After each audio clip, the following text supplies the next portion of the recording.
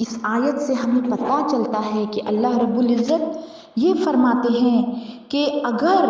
کوئی شخص مجھ پر بھروسہ کرے، مجھ پر اعتماد کرے اور مجھے تھام لے تو میں اسے اس کے مخالفین مطلب دشمن، اس کا برا چاہنے والے جو بھی ہے، ان سے بچا لوں گا اور ضرور بچا لوں گا، چاہے آسمان و زمین و کل مخلوق اس کی مخالفت اور ایذا دینے پر تلے ہو۔ اور جو مجھ پر بھروسہ نہ کرے، اعتماد نہ کرے،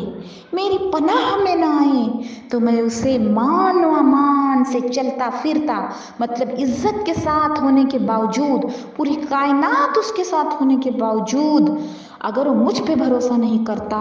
تو میں چاہوں تو اسے زمین میں دھسا دوں گا اور کوئی بھی اس کی مدد نہیں کرے گا، نہ میں کروں گا۔ مطلب اللہ فرماتے ہیں کہ مجھ سے مدد مانگو۔ اب دیکھو اسی آیت کے ضمن میں ایک اور واقعہ اس طرح سے آتا ہے کہ ایک عجیب واقعہ آتا ہے کہ ایک صاحب تھے، وہ فرماتے ہیں کہ میں ایک کھچر پر مطلب چھوٹا گدھا جو ہوتا ہے نا،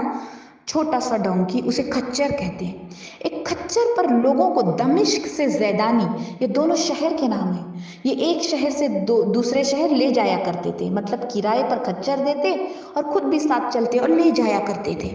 اور اسی پر ان کی زندگی گزرتی۔